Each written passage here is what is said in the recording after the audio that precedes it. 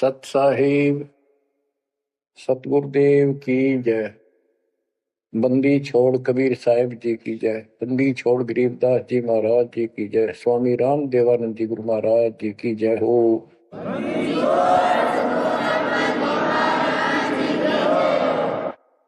सर्व संतों की जय, सर्व भक्तों की जय, धर्मी पुरुषों की जय।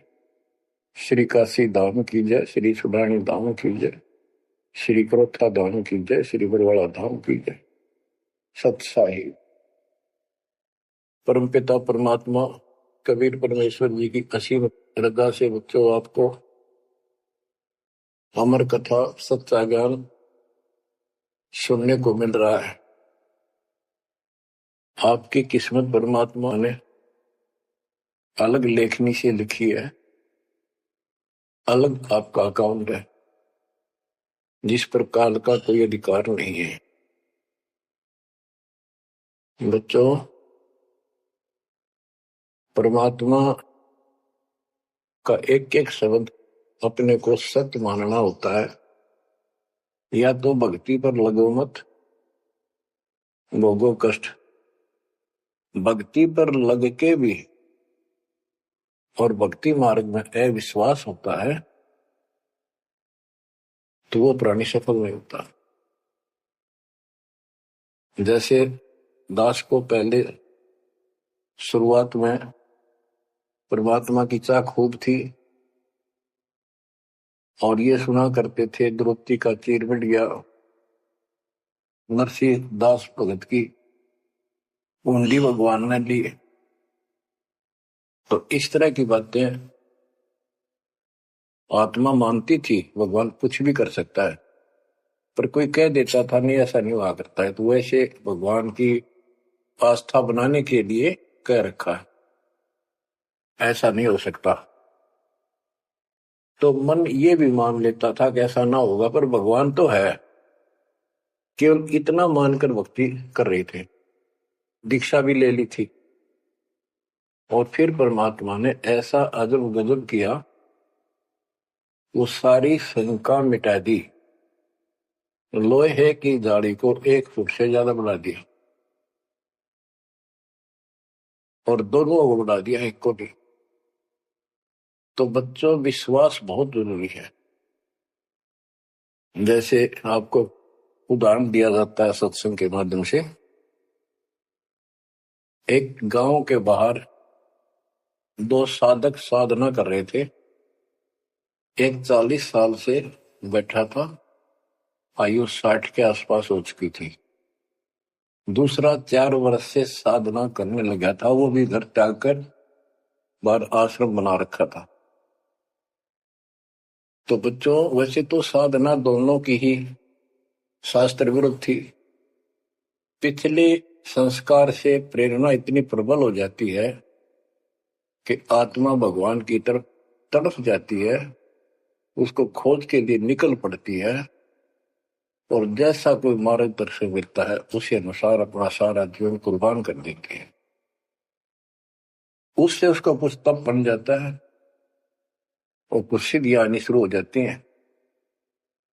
उससे उसका वहां बोलबाला हो जाता है। फिर उसकी मृत्यु के बाद वहां एक यादगार बना दी जाती है। वो नरभाग आप तो नरक में गया, आने वाले उस गांव की कई पीढ़ियों को भी नरक भेजने का सामान तैयार कर गया। आने वाली पीढ़ियां उसी को मत्था टेक टेक के उस कब्र पे, उसकी मूर्ति पे और अपनी मनोकामना पूर्ण करवाती हैं। होता किसी का कुछ नहीं, पर वह भावना बन जाए, देखा वैसे सूत बैठ जाए, दाव लग जाए। स्वाभाविक जो भक्ति ना करते उनका भी हो जाता। वो तो उसका संस्कार होता था और वो नियमित उसका कर देते थे। हम भी ऐसे ही थे। अब बताना चाहता दास, फिर भी विश्वास बहुत काम करता है। भगवान उसके नंबर देता है अलग से, तो उसकी भक्ति में आस्था अगले जन्म में भी बनी रहती है। इस तरह की क्रियाओं से जो आस्तिक और नास्तिक दोनों क्रिया करता है, वो घर का रहता ना घाट का। एक देवदूत आया करता था ऊपर से, विष्णु जी के लोक से। और वो आकर के उन दोनों भक्तों से काफी देर तक चर्चा परमात्मा की करता था और वो प्रश्न करते रहते थे, भगवान ठीक है, वहां की व्यवस्था कैसी है। तो वो देवदूत दोनों भक्तों के पास घंटों बैठ कर जाया करता था।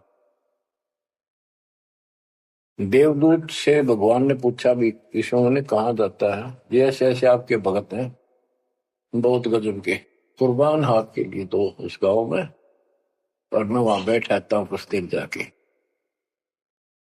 तो आपके ऊपर तो कुर्बान है।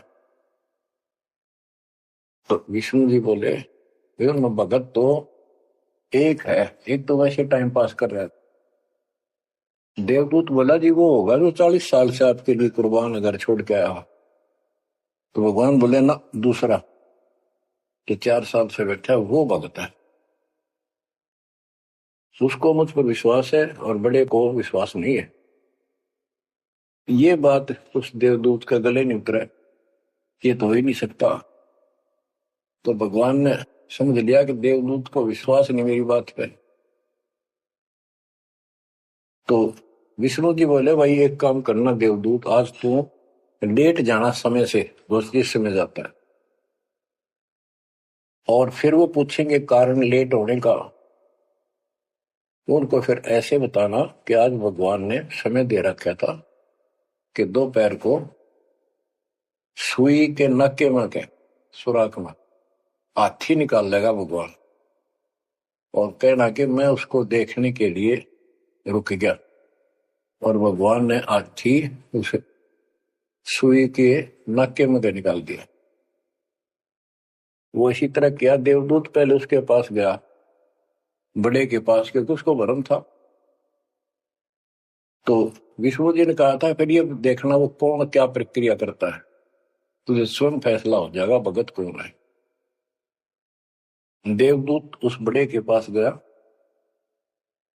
उसने भी ये जाते कारण पूछा कि क्या बात, देवता से लेट हो गए, आपकी बहुत इंतजार थी और आपके साथ बैठकर भगवान की चर्चा करते थे, अच्छा समय व्यतीत होता था, क्या बात होगी, क्या कारण हो गया, लेट हो गया बस।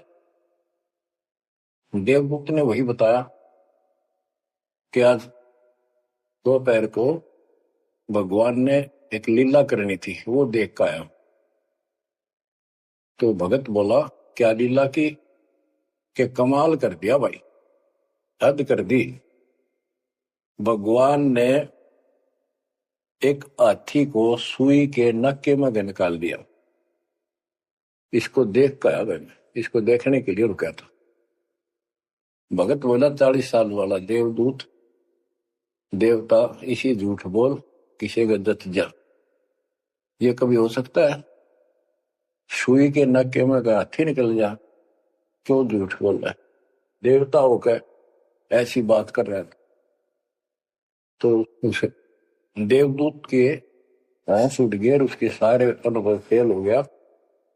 तो भगवान ठीक है कहते तो कति डांगर है, जब इसको इतना विश्वास नहीं, भगवान कुछ नहीं कर सकता, तेरे जैसा घसियारा है, फिर भक्ति क्यों कर रहा है? देवदूत उठ कर चल पड़ा। फिर वो 4 साल वाले के पास गया, उसने सोचा यूं तो हमारा धमका दे मेरे को, गुस्से होएगा, इसको तो ज्ञान ही कुछ नहीं होगा अभी तक। तो उस 4 साल वाले ने भी, भगत ने पूछा, देवदूत तो लेट हो गए, आपके आने की बड़ी इंतजार रहती थी, आज तो सोच लिया था शायद नहीं आएंगे, क्या काम हो गया ऐसा कोई, हमें भी बताओ। देवदूत बोला, भाई क्या बताऊं, झूठ में कह नहीं सकता और सच्ची किसी का गला उतरती नहीं। भगत बोला, बताओ तो सही क्या बात है। क्या दोपहर को भगवान ने एक लीला करनी थी, मैं उसको देखने के लिए रुक गया। क्या लीला थी? देवदूत बोला, सुई के नक्के में क्या भगवान ने हाथी निकालना था। भगत बोला, फिर क्या हो गया? क्यों निकाल दिया, कमाल कर दिया। बोला, बस भगवान निकाल दे, सारी पृथ्वी ने, धरती ने सुई के नक्के में गया, आप हाथी में आश्चर्य कर रहे हो? तो देवदूत ने सीने से लगा लिया उस बालक को। तो बोला धन्य तेरे माता पिता जिससे जन्म हुआ है। भक्ति कर विश्वास नहीं तो खाक भक्ति है वो। कह कबीर सुनो विषा दो मैं तो हूं विश्वास में। तो अपने परमात्मा की लीला पर अविश्वास नहीं होना चाहिए। और ये धीरे धीरे आपके साथ भी परमात्मा ऐसी लीला करते रहेंगे और कर भी दी होगी। और ना भी हो तो इतने सारे प्रमाण दिए जाते हैं, विश्वास कर लेना। परमात्मा की भक्ति से दूर ना होना। अब बच्चों आपको अजब गजब का ज्ञान दास बता रहा है जो संत गरीबदास जी को परमात्मा से प्राप्त हुआ। और ऐसा निर्णायक ज्ञान है, इसका रिजल्ट इस पूरी कथा का फिर बाद में आपको बहुत अच्छा निष्कर्ष मिलेगा। पार्वती जी शिव की पत्नी और 108 बार मर चुकी थी। 109वें जन्म में भी उसने शिव जी को ही पति बनाया। ये संस्कार था उनका। नारद मुनि ने एक दिन आके पार्वती जी को समझाया कि हे माता, भगवान शंकर जी के पास एक ऐसा मंत्र है जो आपको बता देना, उस नाम के जाप से आप अमर हो जाओगे, अन्यथा आप 108 बार मर चुके हो। और वो भगवान उसके प्रमाण के लिए आपके शरों की खोपड़ी की माला बना रखी है। 108 है गिन दिए। पार्वती जी बोली भाई नारद बिल्कुल सही है, 108 है। मैं पूछती हूँ ये किसके क्या है, तो वो टाल मटोल कर जाते हैं। तो हे माता आपका जन्म मरण मिट जाएगा। तो वो बोली भाई ये मेरे बात समझ में नहीं आती कि शिव महाराज जी मेरे से कुछ नहीं छुपाते, और इसने ये कैसे छुपा रखा मंत्र मेरे से बहुत प्यार करते हैं। और बताते हैं तेरी मृत्यु के बाद मैं बहुत रोता था। तो नारद जी ने कहा माता अभी तक आप उनको पति मानती हो, जिस दिन परमात्मा रूप देखोगी और उनको एक गुरु रूप में नम्र भाव से प्रश्न करोगी, कति अति नम्र होकर, तब ये गुप्त मंत्र आपको बताएगा। ये मंत्र शिव जी ने किसी को नहीं दिया आज तक, क्योंकि ऐसा किसी का लक है नहीं, ऐसा भाव किसी का है नहीं। तो आपको वो भाव बनाना पड़ेगा जिससे वो आपको अमर मंत्र दे दे। नारद कह के चला गया। पार्वती को बेचैनी होगी माता जी को। शिव जी जब घर आए और दिनों तो वो दूसरे ढंग से बात करा करती, क्योंकि पत्नी बराबर का हकदार होती है, हिस्सेदार होती है। उस दिन चरणों में लेट गई, दंडोत प्रणाम किया और चरण पकड़ के रोने लगी और कहने लगी हे भगवान मुझसे ऐसी कौन सी गलती बन गई कि आपने मेरे से वो अनमोल मंत्र छुपा रखा है। हे भगवान मैं 108 बार मरी, क्या आप दुखी नहीं हुए होगे? मुझे वो नाम बता दे जिससे मेरा जन्म मरण मिट जाए। अब शिव जी उसके मुंह की तरफ देख रहा है, पार्वती की सारी आओ भाव को समझ रहा है। कहने लगा पार्वती आज तेरे को कौन सा भगवान आत्मा मिल गया जिसने तेरी बुद्धि बदल दी। ये तेरी बुद्धि का ज्ञान नहीं है, तेरे को तो मैं जानता हूं, ये बात तेरे मन में भी नहीं आती थी। मैंने कोशिश भी की भक्ति किया करो, आप कह देती थी आप भगवान हो, मुझे क्या जरूरत है, मैं भगवान के साथ हूं, मैं उनकी अर्धांगिनी हूं। तब पार्वती जी ने बताया कि नारद जी आए थे, उन्होंने मुझे ये सब बताया। तो भगवान शंकर बोले पार्वती सुन ले, जितनी बार तू मरी मेरा पागल जैसा हाल हो जाया करता था। एक बार तो राजा दक्ष के यज्ञ में जलकर मरी, तेरे अस्थि पिंजर को उठाए मैं 10,000 वर्ष तक घूमता रहा था, कंधे पर रख के, और पार्वती पार्वती करता हूं। वो तो एक सुदर्शन चक्कर आया, उसने काट के तेरे टुकड़े कर दिए शरीर के। जब मैं ठगा सा रह गया, मेरे हाथ कुछ नहीं बचा, फिर तेरा जन्म हो गया, शादी फिर होगी। वह भूल पड़ी।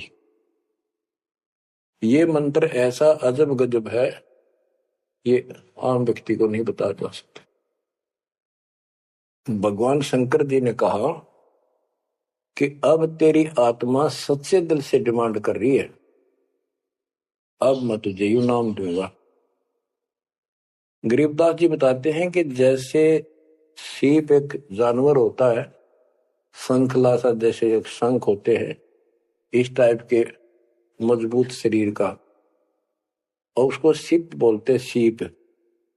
वह सीप जो है, गर्मी हो जाती है जब उसको अंदर पानी की डिमांड होती है, मोती बनाने के लिए उसमें प्रेरणा होती है, जैसे पशु में गर्भ धारने की होती है।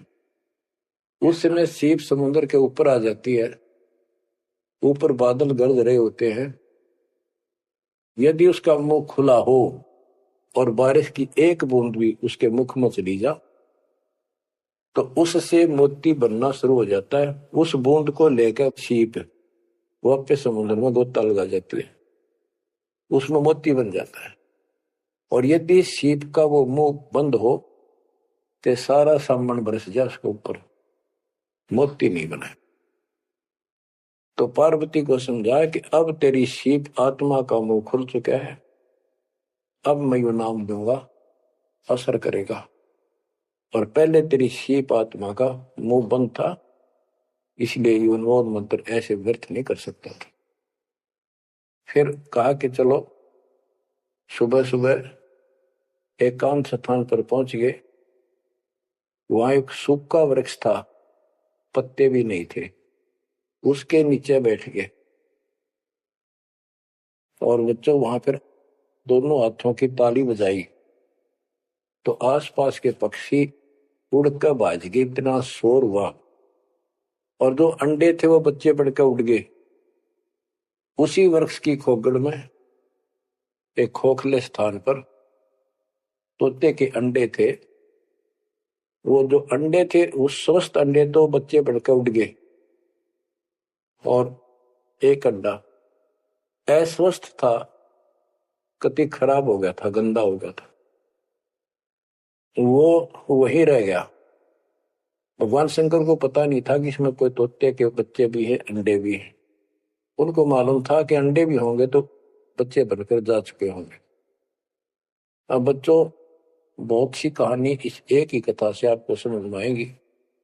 जैसे ये क्या करते हैं, भक्ति ना करके मृत्यु के प्राप्त हो जाते हैं, फिर क्या करते हो, अस्थियों को उठाते हैं, जड़ी हुई हड्डियों को, उनको उठाकर गंगा में बहा के आते हैं। उनका उद्देश्य ये होता है कि इसको इतने गहरे पानी में डाल दे कि जो व्यक्ति मर जाता है, स्त्री या पुरुष, जब वो प्रेत बन जाता है तो अपने घर आता है, घर में वो अपने बॉडी को खोजता है, फिर वो जाता है शमशान घाट पे। उसको एहसास होता है कि ये ताजा ताजा जो फूके गए हैं, ये तेरी हड्डी है। उन हड्डियों को अपनी मान कर उनके चिपक जाता है भूत, और फिर कभी घर और कभी उन हड्डियों के पास वहां चक्कर काटता रहता है, परिवार वालों को तंग करता है। तो इसीलिए उसको उन हड्डियों समेत उठाकर उसने इसी जगह डालते हैं, उसको भेदा नहीं लगता, और वो भटक भटक के चला जाता है। तो बच्चों, अब हमने न तो ये क्रिया करनी, क्योंकि हम भूत बनाए को नहीं, हमारी सच्ची भक्ति है, और उससे कोई समाधान नहीं हो जाता। तो इसी प्रकार तो दास बताना चाहता है कि मरने के बाद भी उन हड्डियों को भी वो जीव अपना मान रहा था कि मेरी है, उनके चिपक जाता है। इसी प्रकार जो गंदा अंडा हो गया था, वो आत्मा उसका चिपकी हुई थी कि मेरा है। हालांकि वो कति खत्म हो चुका था, कुछ दिनों में वो सूख जाता, खत्म हो जाता, फिर वो उसको छोड़कर चलती। तो वो आत्मा उसके साथ चिपकी हुई थी। उधर से पार्वती जी को कथा सुनाना शुरू कर दिया, अमर कथा सुनाई। क्योंकि गरीबदास जी कहते हैं, कबीर साहब ने बताया, हम बैरागी ब्रह्मपद सन्यासी महादेव, सोहम मंत्र दिया शिव जी को, वो करे हमारी सेव।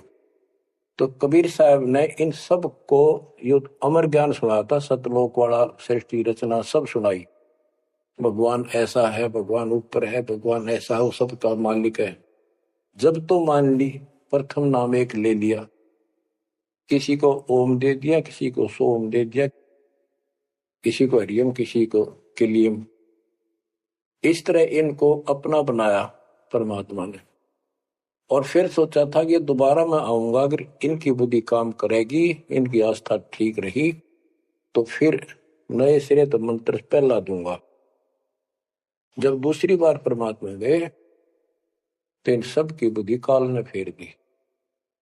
इन्होंने सुनी भी नहीं कबीर साहब की बात।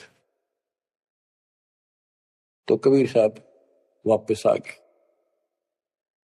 अब वो ज्ञान शिव जी को था, पार्वती को बताया और मंत्र दिया उसको। अब बच्चों, 5 नाम शिव जी को बताए थे, लेकिन शिव जी विशेषकर एक सोहम मंत्र ही जाप करता है। ये चक्कर ये है कि जो गुरु बताते हैं हम उस पर ना रुक करके फिर मनमुखी जरूर करते हैं कोई कोई।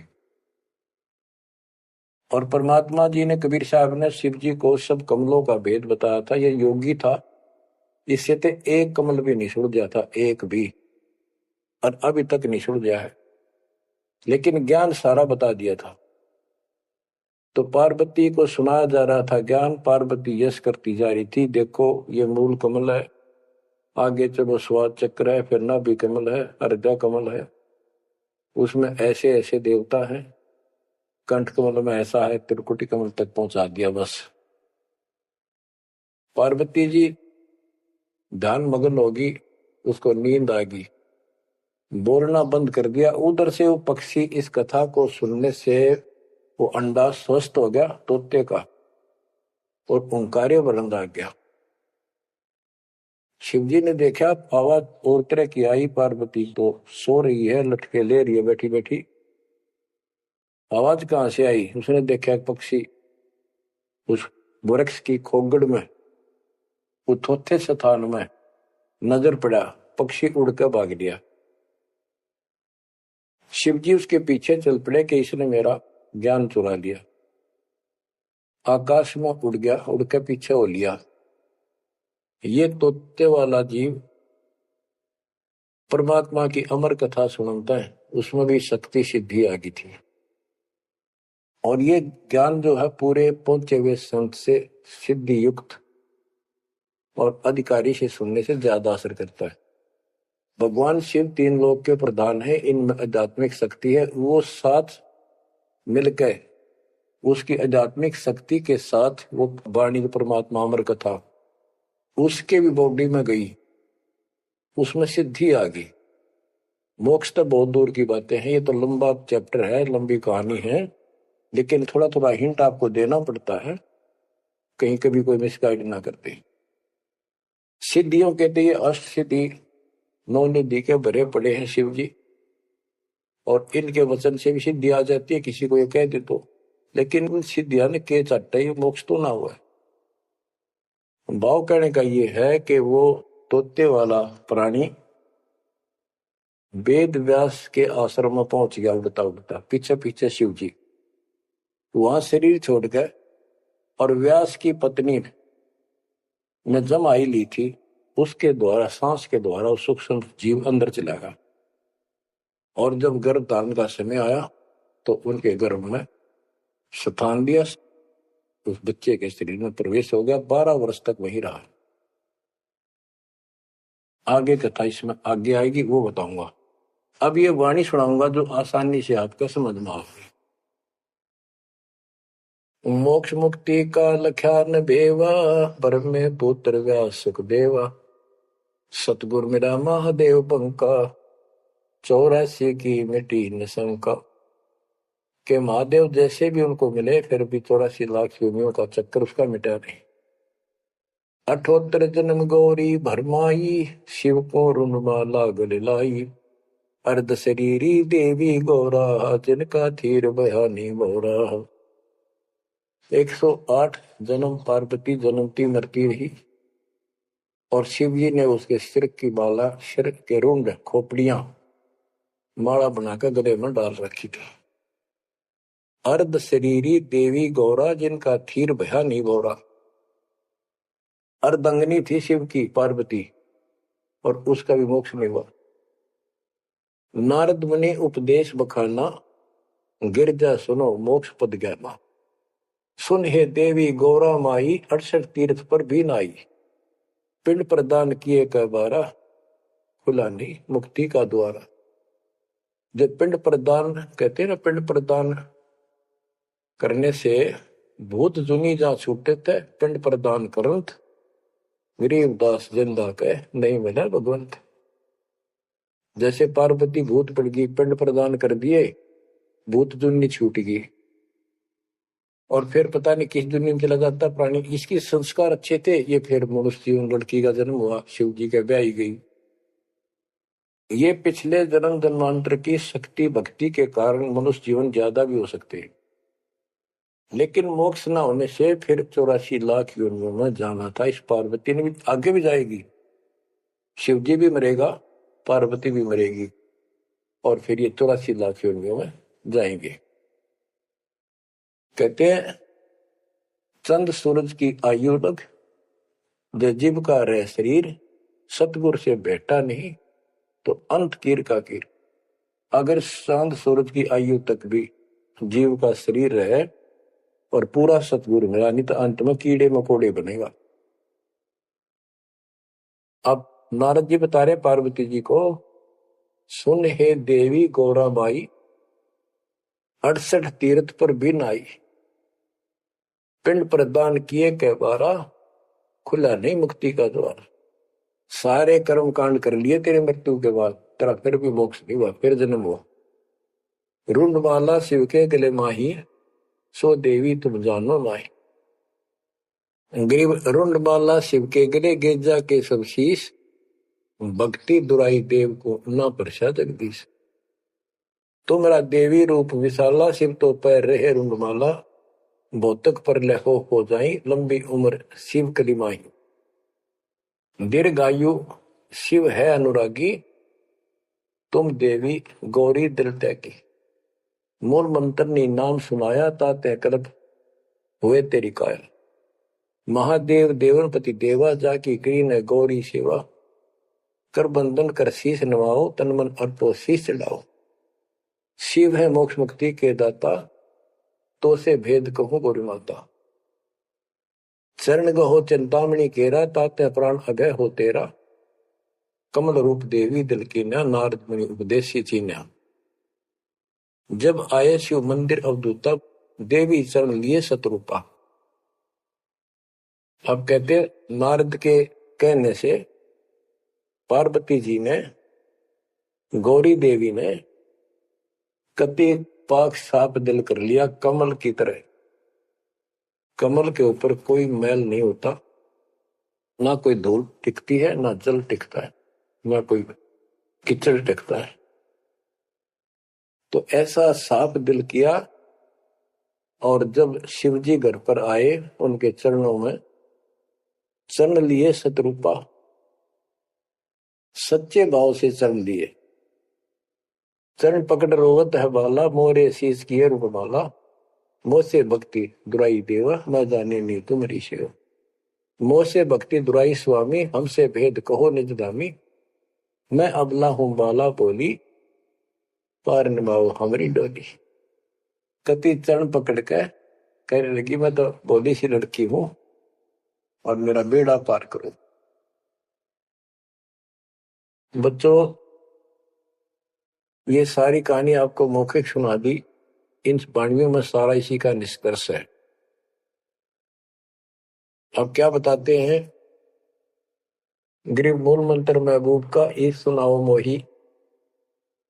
पार्वती जी कहती है शिव जी को कि उस परमात्मा का समर्थ शक्ति का जो मूल मंत्र है वो मुझे बता दो। अब इन मूल मंत्र का पता नहीं, जिस भी नाम को ये गुप्त रखते हैं जो विशेष नाम के पास है उसी को मूल मंत्र मांग रहे थे।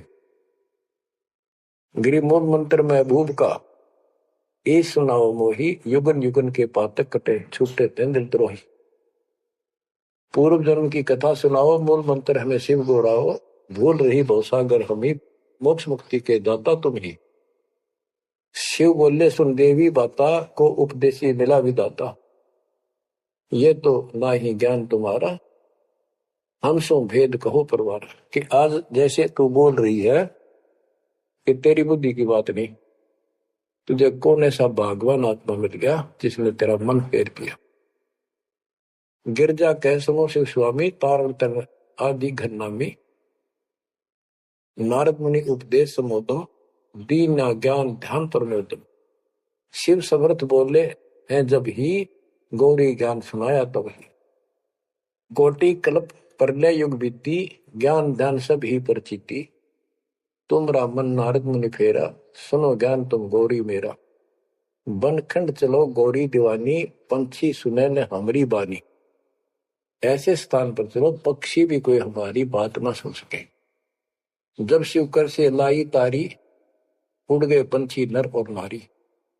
जहां एक सूखा तरवर ताक्या, वहां पर एक सूखा वृक्ष देखा, शिव को आसन तहां वहां रखा, उसके नीचे अपना आसन लगा दिया, पार्वती को साथ बैठा दिया। जहां एक गंदा अंडा तिस्माही, तिस जाने तय समर्थ साई। योग असंख्य कल्प बरमाया, पूर्व जन्म कोई पिछला आया। अब तुम सुनो गौरी मेरा ज्ञाना, आसन मुख कर कोटिसाना। आसन पदम लगाओ गौरा, मेर दंड सुधा कर भोगा। गरीब आसन पदम लगाए कर भंवर चुड़ाओ सुन, अनहद नादू बाजे ही जहां लगाओ तुम। अब क्या बताते हैं कि उस वृक्ष की खोगड़ में गंदा अंडा पड़ा था और उस गंदे अंडे वाले जीव के असंख्य जन्म 84 लाख योनियों में हो चुके थे। यहां से उसके भाग जागे और तो पक्षी बन के उड़ गए, वो पक्षी बन नहीं पाया, बाद में उड़ा जब उसने सारी कथा उसके ऊपर असर कर गई। जैसे बच्चों बहुत बार बताते हैं, दास आपको बताता है कि ये अमर कथा जो गरीबदास जी की वाणी है या शिव जी वाली अमर कथा से कई हजार लाख गुना ज्यादा शक्तिशाली है, ज्यादा प्रभावी है। अब ये कथा सुनाने का मुझे कोई उद्देश्य नहीं, इसमें से ऐसा निष्कर्ष निकालूंगा आप हैरान रह जाओगे। जैसे एक सर्प कांटे का इलाज करता है, अब तो दवाइयां चल गई, पहले गार्डू होते थे, मंत्र बोलकर जहर तार देते थे। जिसको सर्प ने काट लिया वो अचेत हो जाता था, कति बेहोश जैसे मर गया हो, सांस सांस आते थे। और गार्डू क्या करता है, एक मंत्र 5-4 पंक्तियां होती हैं, उसको सिद्ध करता अपने जीवन में 5-4-7-10 साल लगा के, वो वाणी सिद्ध हो जाती है। फिर उसको बोलता रहता उसके ऊपर साथ बैठ के उस सर्प जैसे व्यक्ति पर। उस समय वो सर्प जैसा व्यक्ति अचेत होता है, ना वाणी सुन रहा है ना उसको समझ रहा है इसका अर्थ क्या है। तो कुछ समय के बाद वो उस वाणी के प्रभाव से उस शरीर का विष खत्म हो जाता है और वो व्यक्ति जीवित हो जाता, सचेत हो जाता है। इसी प्रकार बच्चों परमात्मा की अमर कथा जितना जो सक्षम है उसके मुख से सुनी जाती है तो उस सत्र का उसको लाभ अवश्य मिलता है। तो ये गंदा अंडा था, इसके साथ जीव चिपका हुआ था। ये गंदा अंडा ना सुन सके था, ना बोल सके था, ना वो कह क्या रहा है शिव जी वो समझ सके था। और उस वाणी के बोलने से वो अंडा भी स्वस्थ हो गया, उसमें बच्चा भी बन गया, उसका पांख भी जाम आई और वो उड़कर भाग भी गया। इसी प्रकार जो आज मानव के ऊपर रहम हुआ है, गरीबदास महाराज जी की अमरवाणी इससे भी ज्यादा स्ट्रॉन्ग है। और ये अब दास के बुक से चला करेंगी अखंड पाठकों में, आसपास के पक्षियों पर भी असर करेगी, आसपास के पशु पक्षी जीव जंतु पेड़ पौधों सब का ऊपर ऐसे असर करेगी जैसे इस पर किया था। और ये सब धीरे धीरे यहां से शरीर छोड़ते जाएंगे और मनुष्य जीवन पाते जाएंगे। ये सीधे फिर आके मालिक के चरणों में आएंगे। बच्चों भक्ति जरूर करेंगे, भक्ति करेंगे तो मालिक कहीं ना कहीं उनको मिलेगा। अब मैं सुखदेव ऋषि की सुनाता हूं, पार्वती का तो दिया। अब एक बात विचार करो कि जहां पार्वती जी को मंत्र मिला, अमर मंत्र मिला, वो नाम मिला भक्ति करने का, यानी वो शिक्षा भई, तो वो स्थान पार्वती के लिए तो अमरनाथ हो सका है। ये जो वहां आजकल जावे हैं मत्था टेकन देखन दर्शन कर, उनके लिए अमरनाथ नहीं है वो। अब जैसे आपने जिस भी आश्रम नामदान केंद्र पे या कहीं भी दास से दीक्षा ली है, आपका वो स्थान अमरनाथ है, लेकिन उस स्थान से कुछ नहीं लेना देना, मोक्ष नाम से होगा। उस स्थान से मोक्ष नहीं है, वो स्थान तो आपको जिंदगी भर याद रहेगा, मुझे वहां दीक्षा मिली थी, बस इतनी बात है, और ये अमर ज्ञान मुझे प्राप्त हुआ था। लेकिन मुक्ति नाम से होगी। और जो बोले आत्मा इतने ऊंचे पहाड़ों पर जाते हैं दर्शन करके आवांगे। अब विचार करो, जैसे दास ने बहुत बार समझाया आपको, ये तीर्थ क्या होते हैं, ये धाम क्या है।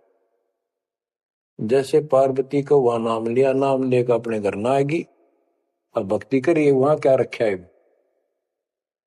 अब जैसे तीर्थ हैं, वहां किसी ऋषि ने भगत ने कोई तालाब का सहारा तक है, पहले पानी नहाने धोने का पीने का तालाब ही होते थे, कुएं भी बहुत गहरे होते थे, एक आदमी नहीं खोद सकता। तो वहां बैठकर अपनी भक्ति करता था, जैसे भी उसे न डले डोए, क्योंकि सत साधना तो आपको ही मिली है पूरे विश्व को। तो वो जैसे भी तप किया, कुछ किया उसने, जैसा भक्ति की, उस आधार से वो उस लोक में चला गया। और अब वहां कुछ नहीं। अब जैसे हम किसी का एक हमाम दस्ता ले आते और उसमें सामग्री कूटते हवन की और वापस दे देते मांझ धो के। हमाम दस्ता होता है लोहे का उखड़ सा, 1-1.5 फुट का उसका मुसड़ सा होता है लोहे का ही, उससे वो कूटते हैं जैसे चटनी कूटे आ रहे कुंडी में। तो हमाम दस्ते में थोड़ी बहुत स्मेल थी और 5-4 दिन में वह भी खत्म होगी। जिसका मांग के लाए तो उसको दे आए, तो उन घर वालों महसूस हुआ कि इसमें कुछ स्मेल आवा है, तो कोई सामग्री कूट रखी है। और कुछ दिन के बाद वो स्मेल भी खत्म होगी और वो सामग्री सारी कति साफ करके अपने घर रख ली। अब उस स्मेल को सूंघ बार बार को हो कमाल हो गया, बड़ी स्मेल आई, फिर वह खत्म होगी, चलो स्मेल लेके आते हैं। उस स्मेल से कुछ नहीं होने का, उस सामग्री से गूगल खेओ, वह बनानी पड़ेगी। इसी प्रकार मोक्ष प्राप्ति के लिए यह साधना करनी पड़ेगी। तो वहां जाने से कोई लाभ नहीं जहां पर कभी कोई ऋषि ने कोई साधना की थी, वो तीर्थ बने हुए। तो काल ने परमात्मा से कहा था, जो मालिक आए थे जोगजीत रूप में, अपने बच्चे ज्ञानी के रूप में, जोगजीत रूप में, सहजदास रूप में, कई रूप में आते रहते हैं। तब काल ने सारी वचनबद्ध करा के मालिक को, और फिर अपनी वह दुष्टता दिखाई थी। क्यों कहा था, वैसे जाओ जोग जीत संसारा, जीव न माने कहा तुम्हारा। जीव तुम्हारा कहा न माने, हमरी और वो बात बखाने। तीर्थ व्रत और झूठे जब तब मन लाऊं, देवी देव देवर पुजवाऊं, या जीव को बरवाऊं। द्वादश पंथ करूं मैं साजा, नाम तुम्हारा ले करूं आवाजा। द्वादश पंथ जो नाम जो ले सो मेरे मुख में आन समोई, और अनेक पंथ चलाऊं या विद जीवों को वर्गाऊं। तो आज वो सारा काम इसने कर रखा है। अब आप किसी को समझा के देख लो, आपके सर हो जाते हैं। तुम हमारे देवताओं को ऐसे बताते हो, हमारी साधना को गलत बताते हो, तीर्थों में जाना ठीक नहीं, व्रत रखना ठीक नहीं। तो काल ने बोल रखा था कि हमारी ओर हो बाद बखाने, हमारी ओर हमारा पक्ष लेकर के वाद विवाद किया करेंगे। अब बच्चों, जो दास बता रहा है कि सुखदेव व्यास जी की पत्नी के पेट में समा गया, गर्भ में। उसके बाद 12 वर्ष तक गर्भ में रहा। वहां उसको याद रहा कि पिछले जन्म तो असंख्य खो दिए, भक्ति नहीं बड़ी। अब के मानव शरीर प्राप्त हुआ और बाहर जाते भूल पड़ जाती है तो जुल्म हो जाता है। इस डर के मारे गर्भ से बाहर लिया। 12 वर्ष बीत गए। ब्रह्मा विष्णु महेश को टेंशन हुई, ये तीनों आ गए। इन्होंने कहा कि सुखदेव बाहर आओ, 12 वर्ष तक गर्भ में ठीक नहीं, हमारी मर्यादा खत्म होती है। 9 महीने भी माताएं गर्भ में बच्चा रखती है, बहुत परेशान हो जाती है, और 12-12 वर्ष रक्षा करेंगी, ये गलत परंपरा डलती है, आप ऐसा ना करो, बाहर आओ। तो सुखदेव ऋषि ने कहा कि भगवानों, अब मुझे ज्ञान हो गया, बाहर आती आपकी माया, यह त्रिगुणमयी माया हमें अचेत कर देती है, सब बुला देती है, इस माया न रोक दे, फिर मैं बाहर आऊं। इन्होंने कहा भाई ज्यादा हम भी नहीं रोक सकते, ये हमारे से भी बहुत ज्यादा प्रबल है, हमारे बस की बात नहीं है, बस कुछ सेकंड के लिए रोक सकते। तब उसने कहा जी कुछ सेकंड के लिए रोक दो। तो कुछ क्षण के लिए रोकी, इतना में सुखदेव बाहर आया। तो उसको भक्ति की प्रेरणा बनी रही, भगवान की याद रही। उसी समय 9 नाथ 84 सिद्ध यानी 93 बच्चे और लड़के पैदा हुए। ऐसा इत्तेफाक था, संस्कार था उनका। उनको भी ये बातें याद रही, उनमें से 9 तो नाथ बन गए और 84 सिद्ध कहलाए। उन्होंने भक्ति की प्रेरणा बन गई, बचपन से ही मालिक की याद बनी रही। लेकिन सच्चा सतगुरु ना मिलने से ये भी डले डोए।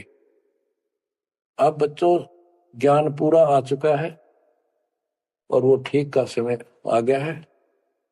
गुरु पूरा, ज्ञान पूरा, भगवान पूरा। तो अब जो ये वाणी चले हैं और दास के मुख से चला करेगी, ये कत्युत मस्तायर देंगी। काल के पता नहीं कितने जुगाड़ को तोड़ेंगी, कितने जीवों का उद्धार बनेगा। मनुष्य का तो कहना ही क्या, डांगर डोर पशु पक्षी कीड़े मकोड़ों को भी सहारा मिलेगा। ये इन पुराणों से कथा है, ये आपके सामने सच्चाई इस तरह है। अब तो सुखदेव ऋषि जब बाहर आया, उड़ कर चल पड़ा वहां से। पिता ने कहा बेटा, व्यास जी ने कहा पुत्र एक बार शकल तो दिखा दे। 12 वर्ष इंतजार की, पुत्र होगा पुत्र होगा। तब उसने कहा एक लेवाद एक देवा दूतम, कोई किसी का पिता नहीं पूतम। पिताजी पता नहीं कितनी बार तू मेरा पिता बन लिया, पता ना कितनी बार मैं तेरा पिता बन लिया। अब मुझे समझ में आ गई है, मैं आपकी तरफ देखूं नहीं, मेरा मोह बन जाएगा। ये छूत की बीमारी है, ये मोह। ये विस्तार से फिर कभी बताएंगे। और ये हम आप लावा जान के, लेकिन ये उसकी गलती थी। ज्ञान ना होने से इसने इतना ही समझ थी तो वो उस समय गलती कर गया। चलो जो भी इसकी सोच थी, उस आधार से ये वहां से चल पड़ा। पिता पीछे पीछे मोह में दूर तक गया, वहां से आकाश में उड़ गया, अंतर्ध्यान हो गया। आगे जाके फिर प्रगट हो गया। अपने और नाल जो बच्चे की नाभि से, माँ की नाभि से चिपकी होती है, वह गेल बाहर आकर टूट गई, टूट कर बाहर आ गई। वो बाद में काटा करते हुए बिना कटवाई कंधे पर घेर कर उठ गया, आगे काटूंगा। अब आकाश में उड़न की सिद्धि उसमें उस मंत्र से आ गई, वो अमर कथा से।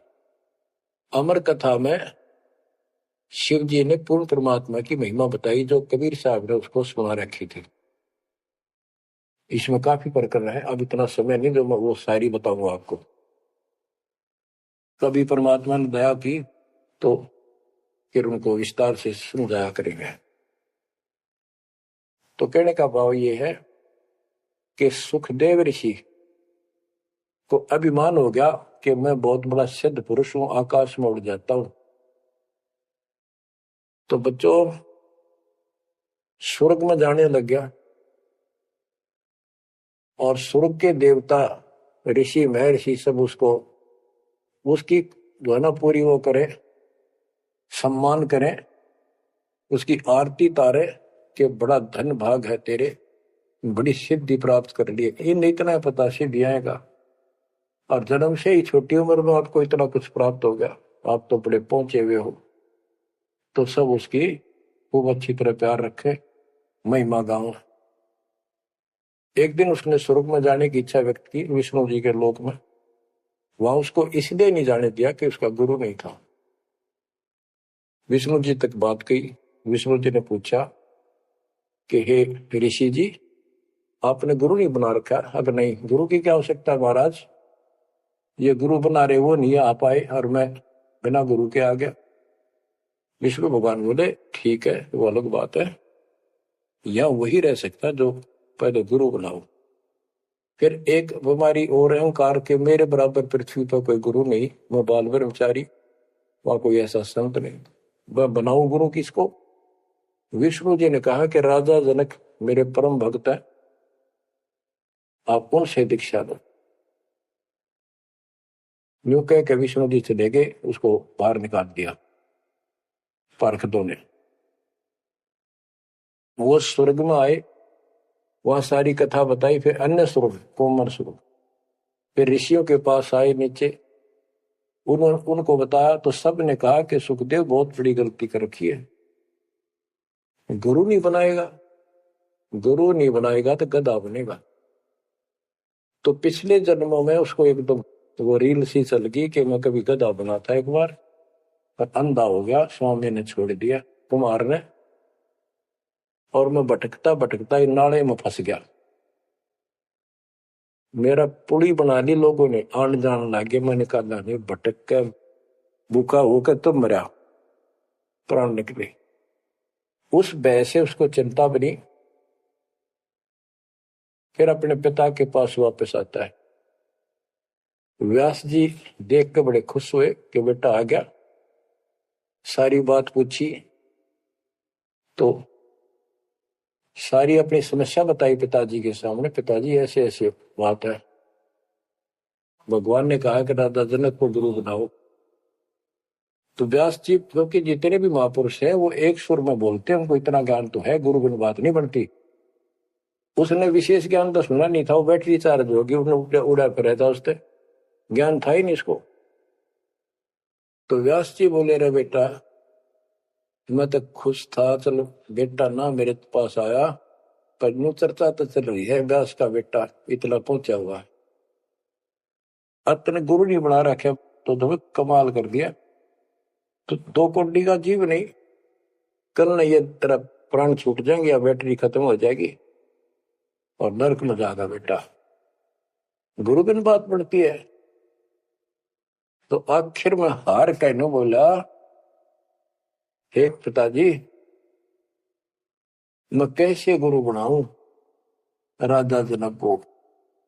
राजा जनक गृहस्थी भाई, ओए होए, और कैसे शीश निभाऊं जाए।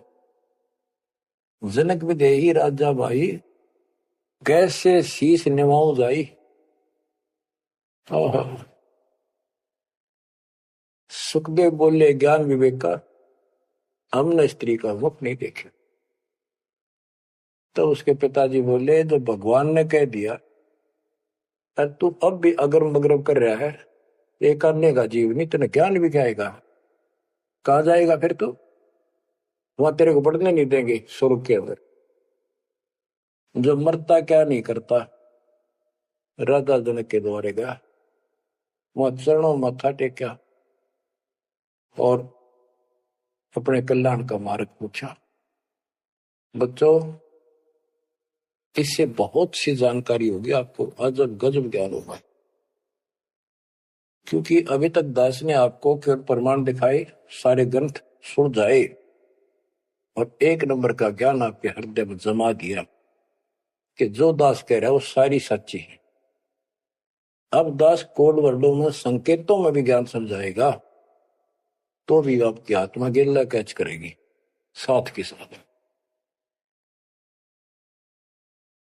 गरीब गोता मारू स्वर्ग में, जा बैठो पाताल, गरीब दास ढूंढता फिरो अपने हीरे मोती लाल। आप वो हीरे मोती लाल हो बच्चों, आप सामान्य आत्मा नहीं हो। जब परमात्मा आपको कैसे रंग रहा है, रंग में कैसे दूध अमृत पिला रहा है आपको घर बैठे, आपको नहीं पता इसका क्या प्रतिफल होगा। बच्चे को माता पिता दूध पिलाते हैं, बढ़िया भोजन खिलाते हैं, उनको पता है कि इसको कितना इसका लाभ मिलेगा। बच्चे को ज्ञान नहीं होता, वो धक्के तो पिलावे, खेलने लग रहा हो, माँ लाओगी बुला के, आजा भाई आजा बेटी, दूध पियावेगी। बस दूध पीता पीता भी इन्होंने सोचा बच्चा अब छोड़ दे, जल्दी ही टांग ठोकूं बाहर खेल का हूं। अब वह दूध पिया के फिर छोड़ देती, जा वे खेल है तू। तो बच्चों, ये अमृत दूध है आपकी आत्मा के लिए।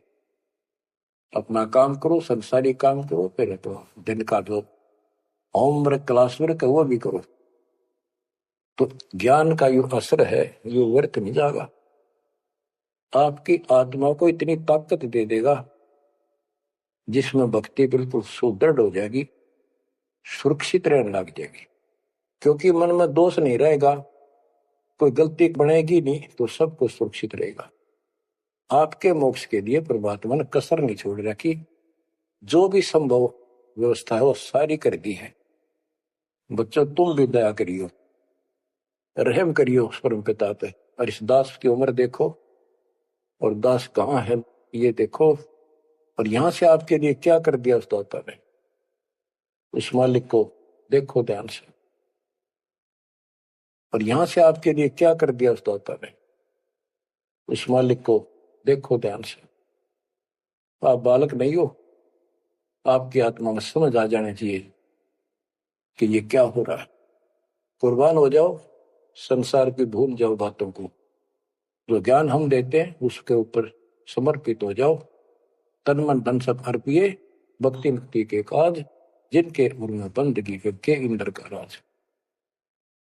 बच्चों, इंद्रिय कर्म न लग लगार, जो भजन करे निर्बुंदरे, गरीब दास जग कीर्ति होगी, जब लग सूरज चंद्रे, जब लग सूरज चंद्रे। बच्चों, आने वाली पीढ़ियां आपको भी याद करा करेंगी, जब तक चांद सूरज रहेंगे आपका नाम रहेगा कि हमारे कौन माता पिता, कौन दादा परदादा दादी इसे अमृत ज्ञान को हमारे कुल में लाए थे। आने वाली पीढ़ियों के उद्धार के लिए तुम जिम्मेवार हो, कुर्बान हो जाओ। परमात्मा आपको मोक्ष दे, सदा सुखी रखे। सत साई।